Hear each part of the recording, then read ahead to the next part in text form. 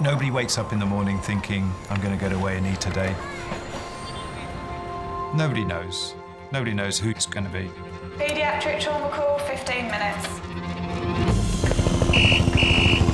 Code red, helipad response. You're having a heart attack. We want to be in and out of scan in the next 10 minutes. I can't feel any pulse. Any reception, can I help you? Yeah, 24 hours, 7 days a week. I love that question. What's your opening hours? St George's, London, one of the busiest and most advanced A&E departments in the world. Beautiful. It's as if we've done it before. We are there when awful things happen to pick up the pieces. We have a 2-year-old who's kicked like a horse. We see the unpredictableness of what happens in life, and we're suddenly having to explain why it's gone wrong. I can't feel my left leg. You'll be okay. A place where life Amy, selfie! Down below. Too slow. love Such a big boy. So proud of you. and loss I'm still here. unfold every single day. So we don't shake hands at this hospital, we fist bump. Can I have a fist bump? All the patients you're about to see were treated in just one 24-hour period. Hello, darling. You genuinely do see the best of people in this job. You'll see strangers rushing to the aid of someone they've never met. You just see things that make you realise just how important the people in your life are and the people around you are.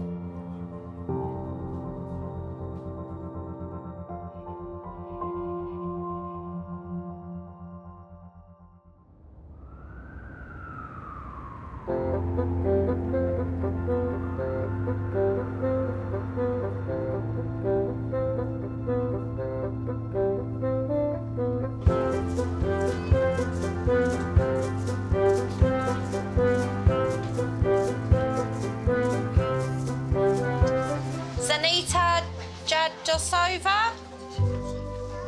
Well done. Oh. Amy, selfie! Do you remember when I did my thumb? Oh, yeah. That was when it was okay. That was okay. That was okay. I don't want to see it. That was when it was bad. Oh my god. No. Please. This looks horrible. Disgusting. What about that one? Oof.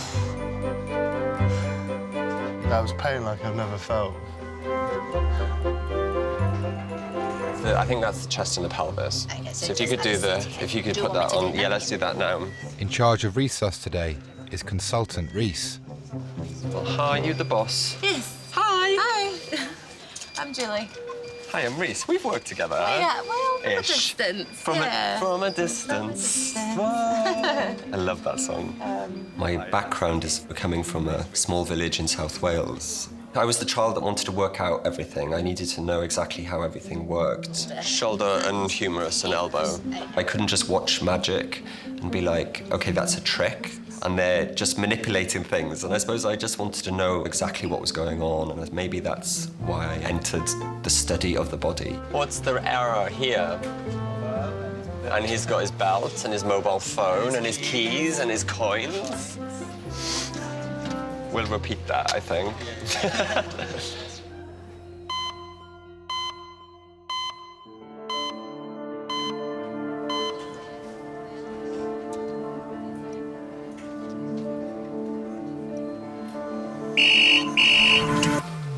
St George's Resus, medical trauma.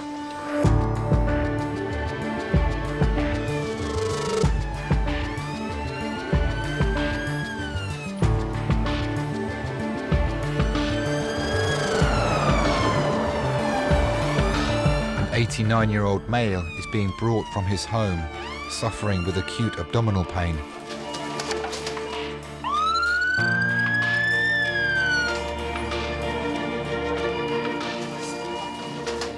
What's coming in? AAA, query AAA.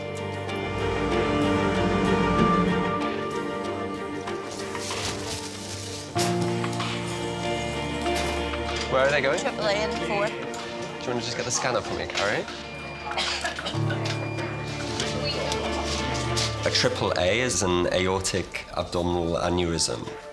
The aorta is the big vessel that runs from the heart. Should we have a pat slide? I just want to take him gently, because if we are thinking that it's an aneurysm, we want to be gentle with him. And if it ruptures, then you can bleed out into your tummy and lose your whole blood volume within a matter of minutes. On 3 then. 1, 2. Stay there, Sir John. Relax, relax. Lovely. Well done, guys. This is Sir John. Sir John? 89-year-old male. OK. He's been found out at home in a collapsed state, but in his bed. He's complaining of this acute diffuse abdo pain. Yeah. And also Back pain? back pain. He is. Yeah. Pain scoring at 10. And he is Sir John? He's Sir John. Sir John, Yes. my name's Reese. I'm one of the doctors. Okay, right. Tell me when this pain started in your abdomen. Yesterday. Yesterday. Yeah. And does it go through to your back? It is a bit on my back. I'm going to be gentle, Sir John. Very resonant, isn't it? We're going to move you to do a scan in a minute to look at your abdomen in more detail, to see if this is an aneurysm that's causing the pain. OK. Hello, John. I've just checked your ID. Lactic acidosis. It was a bit of a surprise, my father being ill, because I spoke to him. He was fine. He was absolutely his normal self. My wife spoke to him and told him we were coming up in the evening. He was expecting us. OK, John, I'm going to ask you to take that deep breath in a minute, all right? When we arrived, we found him in bed. He wasn't around, and we thought that's a bit odd. He needs to be imaged. I think let's do the abdomen. And we'll see if he's got And if he's got an aneurysm on his abdomen, then we do an aortogram. If that aneurysm has ruptured, then yeah, a lot of people don't even arrive in hospital alive with that situation.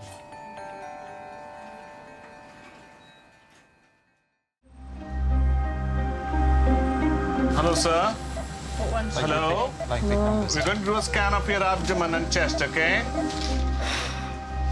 We're giving him some fluid. 89-year-old John is being scanned.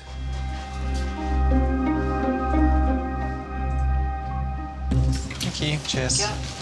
Doctors are awaiting the results. Slide.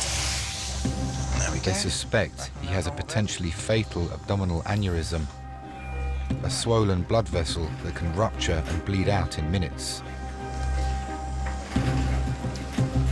Just going to have a look at the scan, OK? We'll be back in a bit.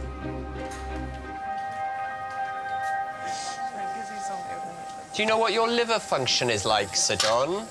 My liver is good. Your liver is good, is it? Yeah. I was a wine merchant. Right. I'm a wine merchant, but I'm not an alcoholic. OK. You just merchant the wine. Yes. Nice, OK. How much would you drink in a week, would you say? Here's where the lies come in. Probably drink 3 bottles a week. OK. Is that the truth, or do I need to add one? Depends what I'm doing wine tasting. Yeah. OK. I believe your son is coming in. It said he was cycling. Jonathan, he's my youngest. Jonathan? Yeah, my youngest son. OK. I've got 3 sons. Right, OK. Only one of John's children was in London when he was rushed to A&E. I went up to see him, said, "Are you all right?" And he said, "No, I'm feeling a little bit unwell. I'm under the weather. I think I've eaten something or something. I'm feeling a bit sick and something's disagreed with me." I'm just going to check your blood So I rang 111 and a doctor came out to see him, realised that his blood pressure was very low and said, "No, he's not well. We'll call an ambulance." But he could have ascites if he's got liver disease, because he does like a drink. Well, it's his job, isn't it? Wine merchant, so he buys and sells wine. What an amazing job. I love that job. And I want to know what this story is about him being a sir. Yeah. I really hope he's a proper sir, a knight. Not one bought off eBay or Google or something. I remember a neighbour once saying to me when I was about 4, "What are you going to be when you grow up, Jonathan? What do you want to be?" And I said, "A gentleman like my father." Are you his son? Yes, I am, yeah. I'll let your son stay this side. Dude, don't worry, pal. You don't need to hold on to this. Just relax. Just lie back. Of course, his hearing aid is not quite right there because he's got the mask on. His business acumen was a little bit unusual. When he set up his wine broking company, on his card it actually said, "To be sure of an answer, ring any Wednesday." He would go from London down to, they had a house in Monmouth. They'd go down there on a Thursday, socialise with all their Monmouth friends, and then they would come back on a Monday or possibly a Tuesday. And if things got out of hand, sometimes they didn't quite get back for the Wednesday. What do you like to be known as? What do you like to be known? Is it John? Yeah, you don't have to call him Sir John, even though that's his name, but don't bother with that. That's fine. Just John. I didn't even know my parents had a title till I was about 14. In fact, there wasn't something which we talked about or mentioned. Sorry, John. My father, although he had a title, he wasn't at all stuck up.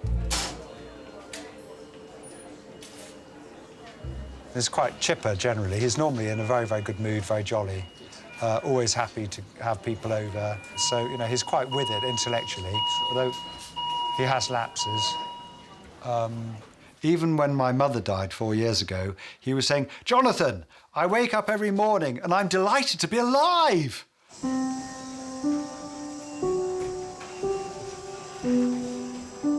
I was one of 5 children, the youngest. I was brought up in the countryside in Northamptonshire.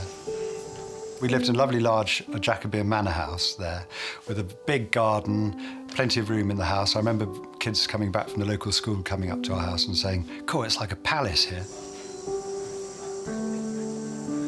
And the rent was £1 a week. That's all he had to pay for this beautiful house.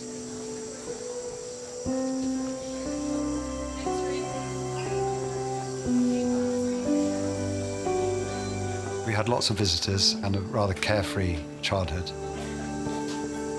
It was fun. We all drank wine, and from quite a young age, probably well, before we were 8. And my father used to get cider in barrels. I used to regularly have a half a pint before going into school in the morning. I wasn't sloshed or anything, don't worry. I wouldn't have it any more than that, but it would taste quite nice in the morning before you went into school. Doctors are still trying to find the precise cause of John's pain. He's come in sort of abdominal pain, acute abdominal pain today. It's very tender and peritonitic all over his abdomen, and he has got free fluid within the abdomen, quite a lot of it on a fast scan. Are you warm enough? I feel quite cold. If he'd had an aneurysm that had ruptured enough to give him free fluid, then I would expect him to be sort of totally clapped out. He seems to be holding his own. Could be a pancreatitis, and he's just acute from that.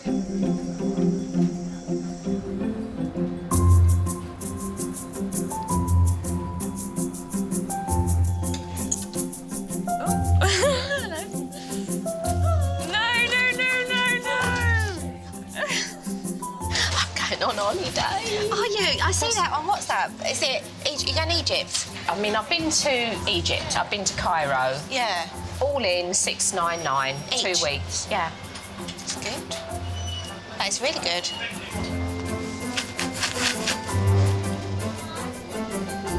Did I tell you, Susan, I booked for a few days to go to Bilbao? Yeah. Oh, yeah, totally. It's a total deal.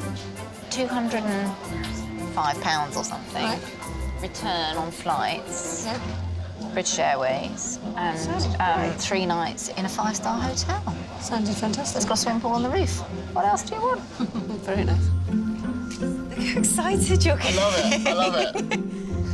Okay, 1, 2, Back. Yeah, boom, boom, boom, boom. that way. Yeah.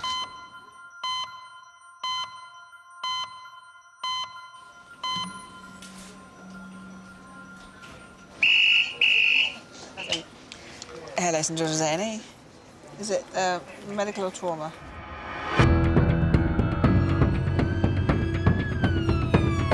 Adult female trauma call, 20 minutes.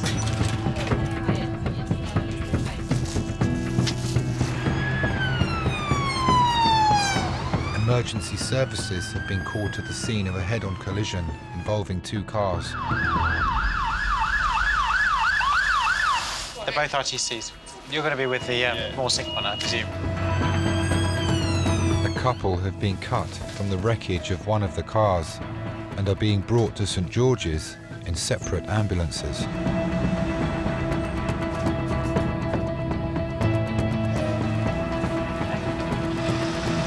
Got in the car, so just turned down the road. And I'd bought this top, and I was sort of looking at it, and fortunately I had my head down and think, yeah, really pleased with this top. I just heard Mick say, he's going to hit us. Well, I looked up, and all I could see coming towards us was this other car. It was getting nearer and nearer. Mick had nowhere to go. All I then felt was an impact. The one in one is going to be the sicker one. There's trauma, male or female? Bed 4, please. Yeah. Beyond 3. 1, 2, 3. Perfect. This is a 60-year-old female, name of Linda. She was involved in a head-on RTC and was trapped by a compression. She was a front seat passenger. We have a left chest injury, query fracture with an obvious hematoma. We have a right Colles fracture, a right laceration, query fracture to the tib fin on the right-hand side. She was front seat passenger. Whole front of the car compressed in, so engine block into front of Right, so head-on collision with a van. Head-on collision with a car going the opposite way. OK, cool. Thank you very much. Please can you order chest X-ray? With that, we're going to do a CT. Yeah. Just use the ultrasound to scan your chest. OK, it's going to feel a bit cold. All right. There's a big hematoma there. Oh. Quite a big bruise on your chest there. That's what's painful. I think your seatbelt's caused that. There. OK. We'll know more after the X-rays. Linda's partner is being taken directly from the ambulance to CT to be scanned. Ready on 3, 1, 2, 3. Lovely. Leo, are you happy at your end? If we could all listen to handover, please. This is Mick. He's 68. He's from a high-speed head-on two-vehicle RTC with entrapment for 50 minutes.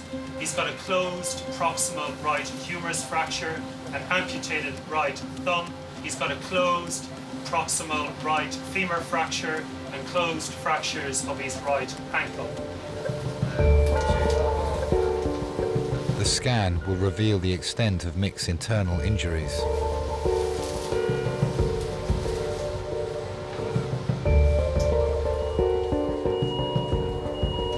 To think that I'd just left Mick and I was out of the car and he was still trapped in it and being dealt with. But they got me out me the way first because he had more serious injuries. They didn't want me to see what he was like. He hasn't got an obvious head injury. And it's when you're laying in the ambulance and you're alone and he's not with you, then it hit home that something had happened. 1, 2, 3. Orthopaedic specialists have been called to assess the extent of his injuries.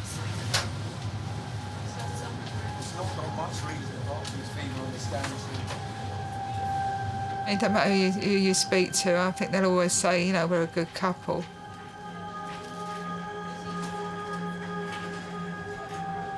Love is something to be treasured. Love is there for you. You don't want to lose that love.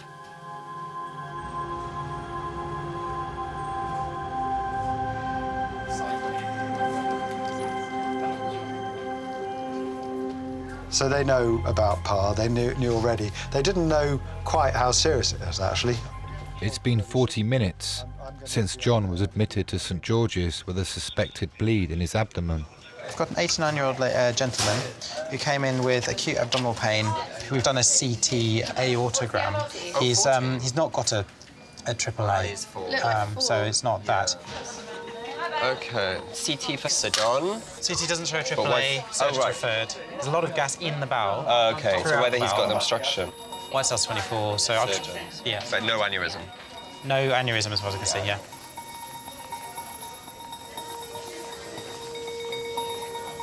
So you had the CT scan. you haven't got any aneurysm down here, and they're going to look to see whether you might have a blockage around, you know, your bowel or something like that. Oh, right.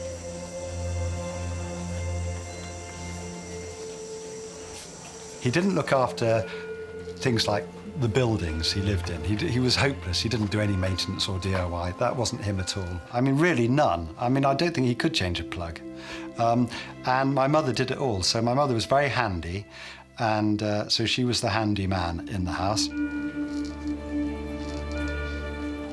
We would have quite a lot of interesting guests because my father sold wine to Oxford and Cambridge colleges. We'd meet the wine dons, as he called them, the people who were interested in wine from those colleges, and they would come down and sit around the table, philosophers, linguists or something like that.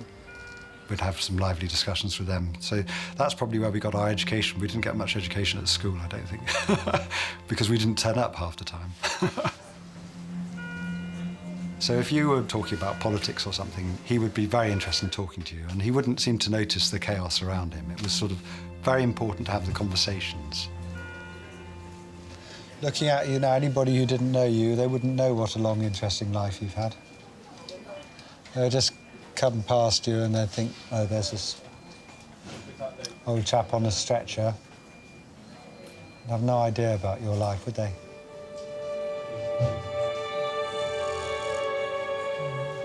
One of the rituals he did have was that he would always decant very good wine, and making sure that he poured it slowly, very, very slowly into his favourite decanter. The last bit of the sediment would then be put on one side, carefully poured into a glass, smelt, and he'd say, "Good God, this is a delicious glass of wine, and this is just the sediment." He would knock it back with one gulp and say, "Delicious, we're going to love this wine."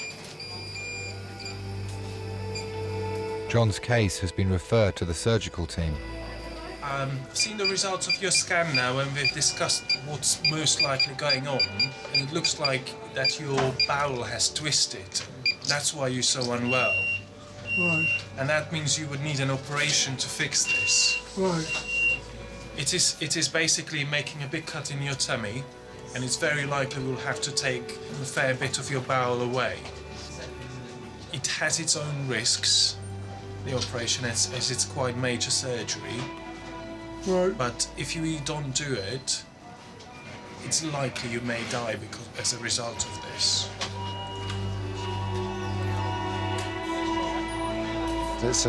I'm afraid it's touch and go. They warned me.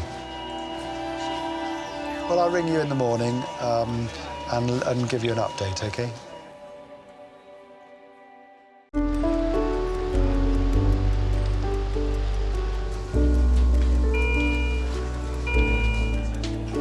Couple Mick and Linda have been involved in a head-on collision. They're in A&E in adjacent bays. They've still not seen each other. This one and bed 8 are both traumas. The bed 8 came in more sick, was the driver. This is the passenger of the car, head-on collision with another vehicle. Engine block protruded into the cabin. She's got what looks like a seatbelt injury, but quite a severe one. She's got a very large hematoma here. As well as the injury to her chest, Linda has damaged her hand and wrist, but is now stable. There we go. It's all been cut, so I'm just going to chuck it. Is that all right? It's the first time I've worn it. Oh. Oh, dear. Were you going out for dinner, or...? Yeah. Oh. Back to Portugal, I think. Yeah, you... paid for my 60th birthday. Oh, lovely. Tonight we were going to meet up with people. Yeah. Seen them for a meal from the 60th. Oh. We both used to go to a social club. I used to go up there with my daughter, Karen. Mick knew Karen before me. He just said to Karen one day, he said, "Who's that?" She goes, "Oh, that's my mum." He goes, "Oh, that's never your mum. She looks too young to be your mum." Anyway, he came virtually up and said to me, "Can I have a dance?" So I said, "Yeah." How's Mick doing? Is he all right? I don't know. I'll go and find out for you. Just tell him I love him. I will do. Over the years, we got to know each other, and we were both in a relationship, and we both decided that we didn't want to be in the relationship that we were in, and we decided that we wanted to be together. We both sort of made a new life for ourselves. Mick was driving and took the brunt of the impact. Can you wiggle your toes for me, please? Fantastic, thank you very much. Doctors are assessing his injuries, which could be life-changing. Squeeze this muscle here. I know it's painful. Try and bring this leg up in the air for me. Yep. As well as broken ribs and a shattered foot, Mick has 2 breaks to his right leg. There is a fracture of the hip and a fracture of the shaft, let's say, of the femur. So for these, definitely we will need an operation, I'm afraid.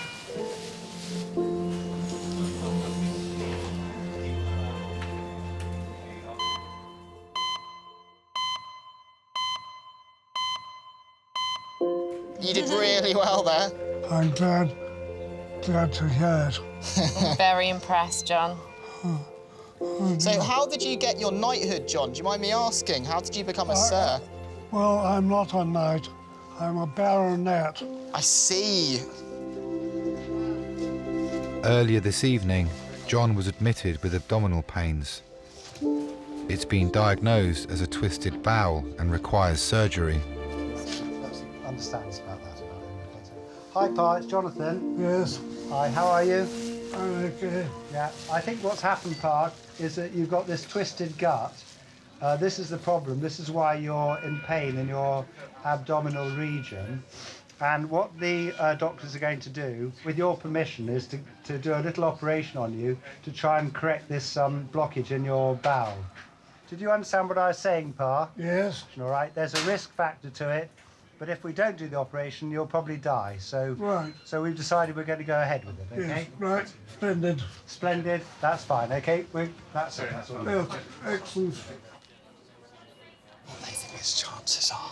If I'm being absolutely honest with you, yeah, go on. I don't know, but this is really the option. I think if I was in your position, I think this is the right decision to make. Yeah. And I think he's got a good quality of life after, so I think he should do everything he can possibly do. He's not a miserable sod. No, indeed. And also, all the kids are enjoying him. He's enjoying the grandchildren and stuff. It's not like he's somebody who's on his own, lonely, wants to die.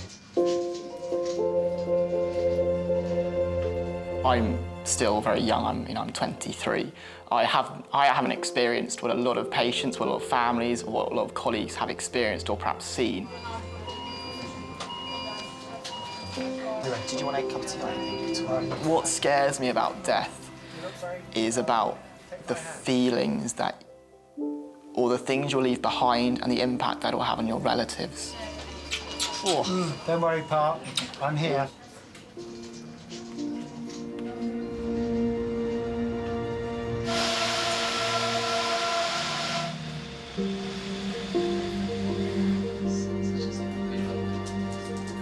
Mick has a fractured hip, a broken femur in his leg, and a shattered foot. He'll require an operation. Mick, I'm looking after Linda. Yeah. She's just wondering how you're doing. So I'm dancing round the room. You're dancing? Yeah. I wish. She says to say she loves you. Oh, bless her. Yeah. First words he said to me were, "Are you all right, babes? Are you all right?"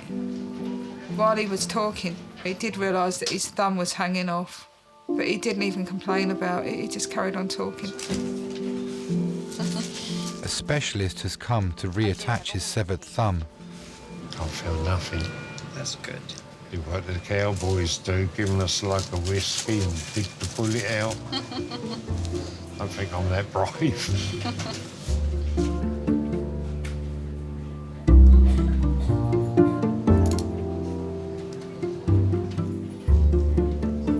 I would have screamed if that had been me. If I saw mine hanging there, I would have been... don't know what I would have done.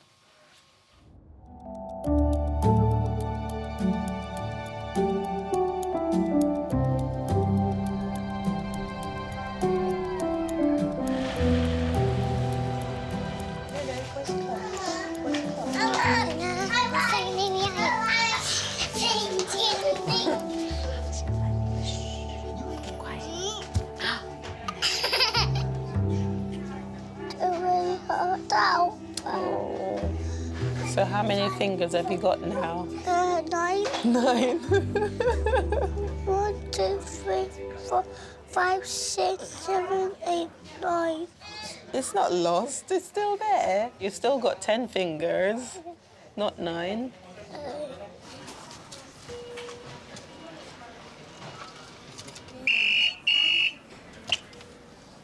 St George's Recess.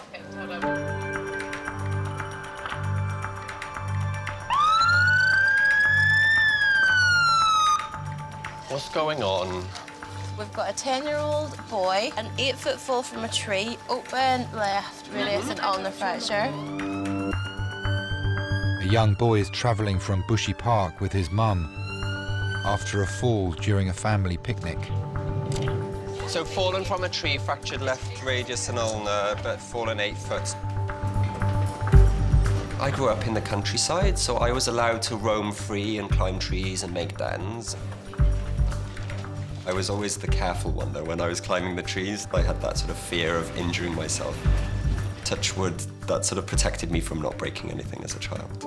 So I'd like one nurse up this end, and then I'd like everyone else behind the blue line, please. Otherwise, it gets a bit overwhelming.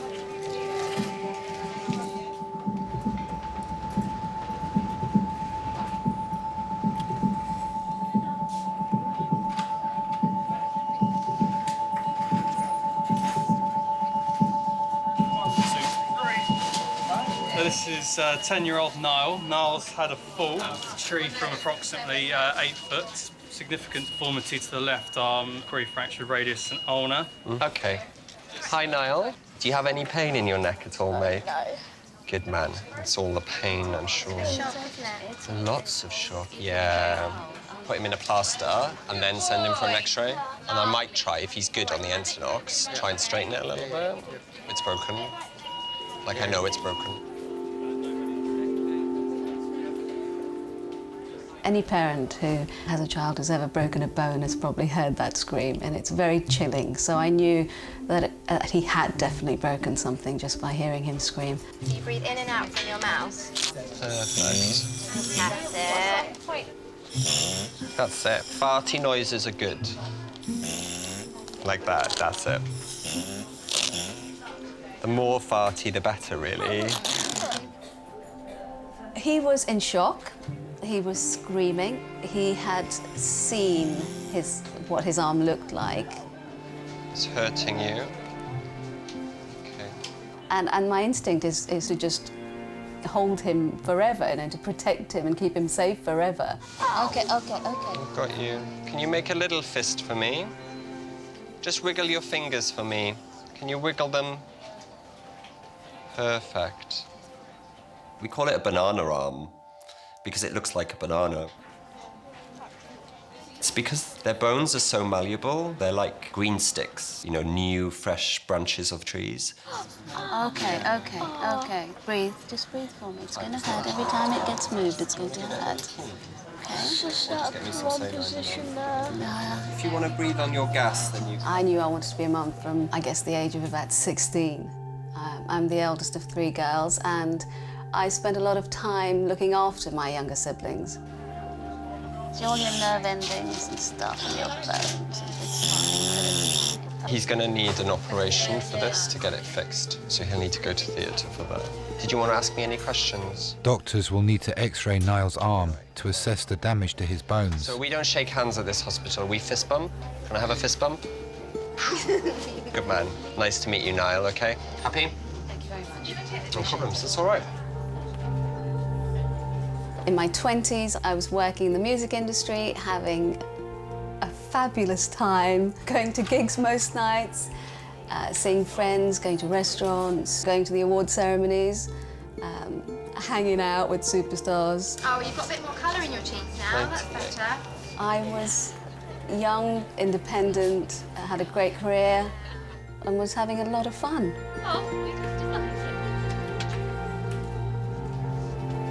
I think it happened when I hit about 30.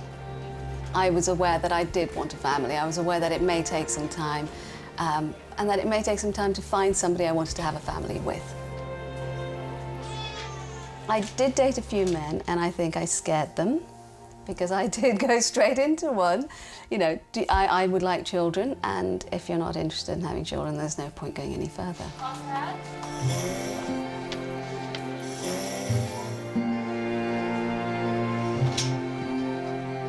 I was lucky that Glenn did actually want children.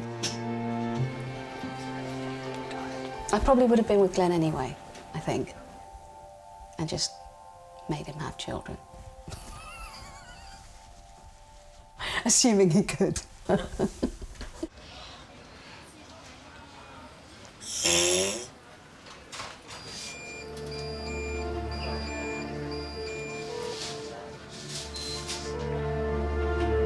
John was admitted to St George's earlier.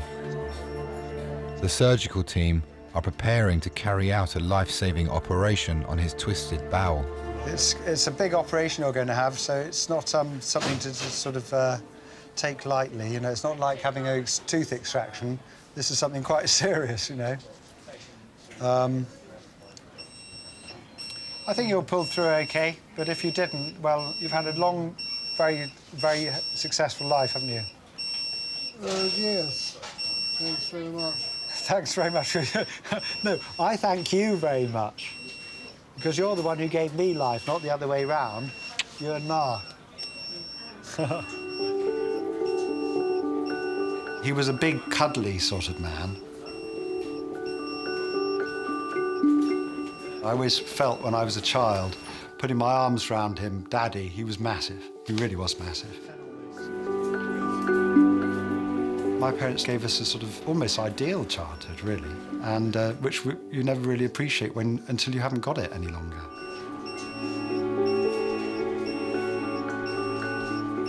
And we're not talking about material things here. We didn't even go abroad. We didn't dress in smart clothes. We were the last kids to have a television and a telephone and all that. We didn't have any of those stuff, but we did have this feeling that our parents cared about us, you know, which is what a kid needs, and the love, and they gave us all of that in bucketfuls. You'll be all right. You'll be okay. I wish I will. Thank you very much for all you've done for me. That's okay. I'm glad that I was here just to be around with you.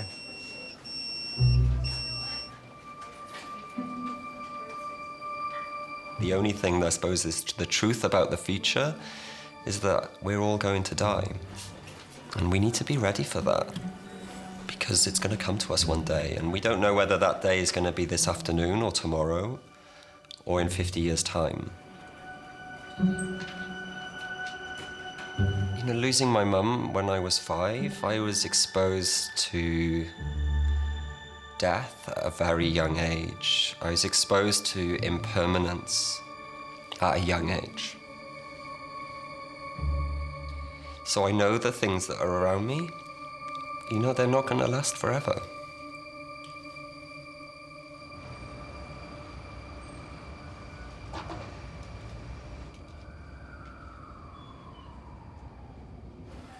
Pa, I'm staying with you until you're taken off. Are you okay?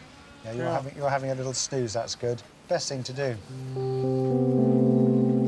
I'd become a parent myself, you know, struggling, well, I say struggling, bringing up children like anybody else is these days, I suppose. And so I'd become a parent, and I suddenly realised that actually they made the job look easy. Unfortunately, I wrote to my parents 10 years ago, telling them what wonderful parents they were, and I've said everything I needed to say then, so before my mother died, so that was good. I think that's something which I'm so pleased I did do. I don't need to say anything more. There's nothing which I need to, which is unsaid. I've been working in your garden. I've got lovely dirty nails.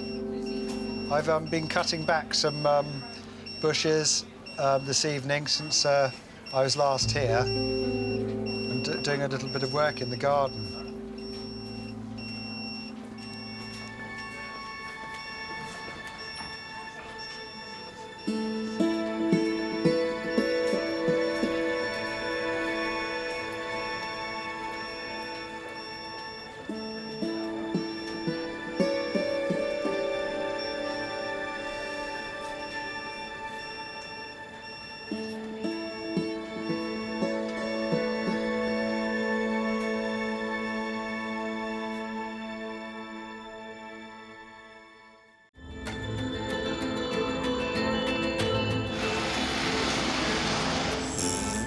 back in a minute now. Okay.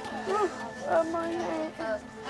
Both the bones are broken. It's quite angulated. That's why it's uncomfortable. And of course, the soft tissues here are now swollen.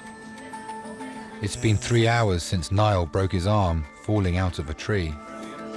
Doctors are going to try and realign the bones. The easiest thing is to try to very slightly pull the forearm in a better position. It will be tricky, yeah. It shouldn't be excruciating pain. It won't be very painful. It won't be comfortable. You'll feel me pulling. Slow, deep breaths.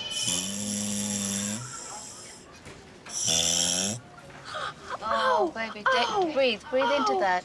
Take a deep breath. Okay, slow down, Angel. I know it hurts.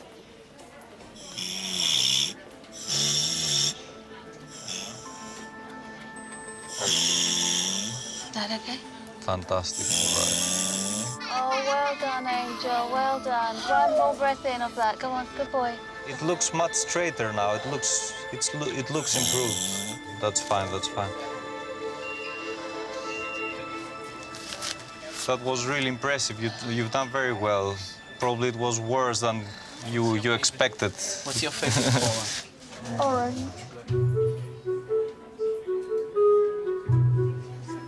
In my early 20s, I couldn't see beyond the next day. I think the life I have now is much richer. Oh, Lord. Do you like them? I love spending time with my children, and we do normal things. We live in suburbia and we do normal things. At one point, that was my nightmare. And here I am, living my nightmare and loving it. Fred. Fred. Fred. Fred. Can't believe he fell out of a tree, Nile.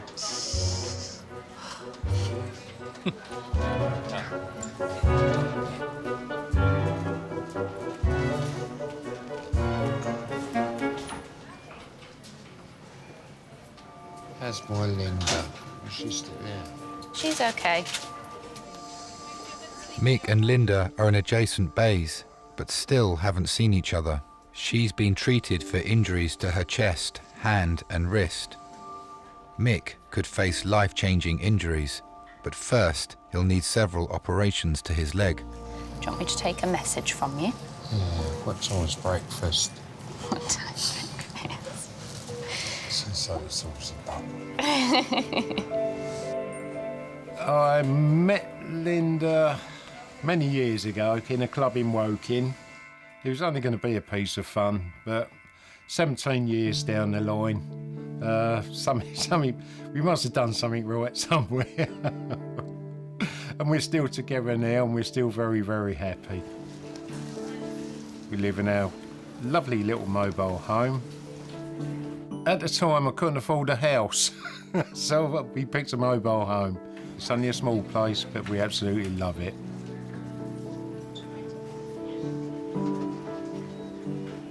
They said if she was driving, she wouldn't have made it. Because I was driving, men are a bit stronger built than women. Mick. Hello, darling.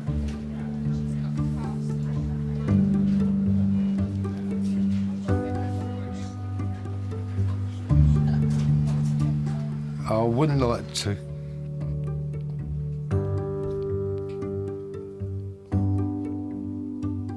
I wouldn't like to have a life without her. No. That's how close we are. Very close. Very, very close.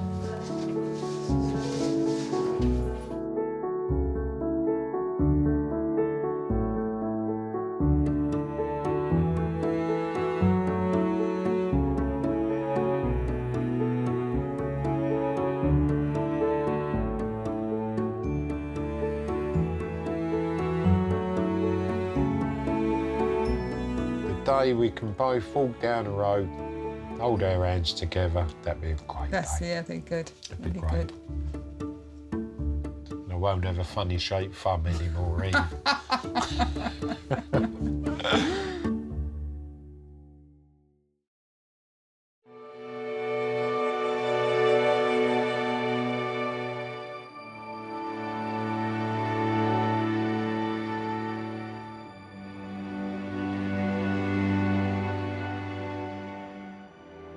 And he never regained consciousness after that operation. So when he went to the operating table, as far as I'm concerned, that was it. That's the last time I spoke to my father. To lose him, for it to really dawn on you, is still a shock for a middle-aged person like me to lose your dad. What I would say to anybody is don't wait until it's too late to make declarations to your parents, because you may not be able to, later on. And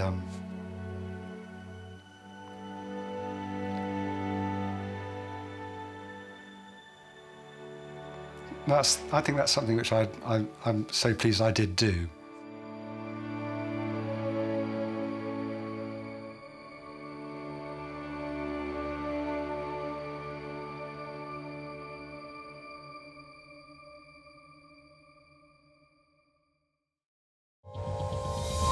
This is Sam, found under the car with his legs back over his head. Blocks away off the scoop. Kept coming on the news that there'd been a motorcycle accident.